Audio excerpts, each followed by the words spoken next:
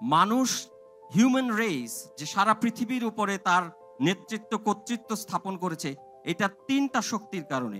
একটা হচ্ছে তার কল্পনা করার শক্তি, তার কমিউনিকেট করার শক্তি এবং তার সংগঠিত হওয়ার শক্তি।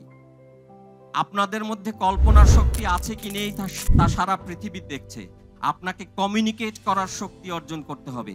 ওই মাইন্ড ফ্রেমে থাকা যাবে না যে আমার যা আছে ভিতরে আছে, কেউ তা দেখলে দেখলো, না দেখলে নাই। না, সারা পৃথিবীকে জানাতে হবে যে আপনার ভিতরে কি বলার আছে, কি ভাবনা আছে।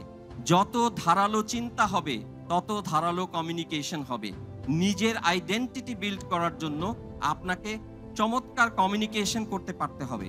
তাই প্রত্যেকে যে সাবজেক্টে পড়াশোনা করছেন, নিজের পার্সোনাল কমিউনিকেশনকে প্রতিদিন উন্নত করার চেষ্টা করুন। এটা আপনাকে শুধুই শক্তিশালী করবে, এটাকে অবহেলা করার কোনো সুযোগ নেই।